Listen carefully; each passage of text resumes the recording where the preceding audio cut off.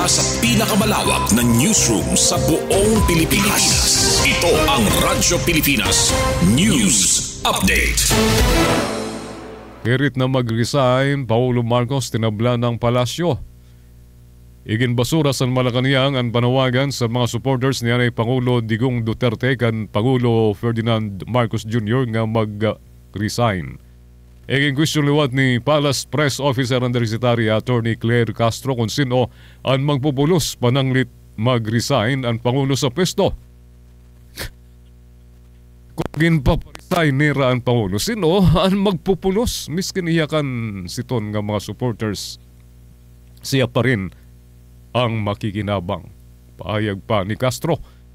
Nanindugan naman si Castro nga transparent ang gobyerno sa anuman nga transaksyon kung diri pareho sa Vice Presidente nga damo ang igintatago sugad sa iya confidential funds. Waray luwat daw ginsekreto ang administrasyon sa ginhimo nga pagpapadalagan sa gobyerno nga diri kakayanon sa nusa katuig nga mamuno kung damo ang iginsekreto. Damo ang gigintatago nga diri nagpapakita sa dokumento, labi na pag-abot sa pondo nga baga ang iyagin sa siring mao si Vice President Sara Duterte. Ang pahayag ni Atty. Castro ang kasunod sa panawagan sa mga tagsuporta sa anay Pangulo sa The Hague, Netherlands nga nangaro nga pabalikon sa Pilipinas si anay Pangulo Duterte. Escudero sa Dutertes, huwag kalad ka rin AFP sa politika. Diriya nga ginkaladkad sa mga Duterte ang Armed Forces of the Philippines sa politika kada may mga isyu nga kinahanglan niya atubangon sigon kan Senate President Francis Escudero.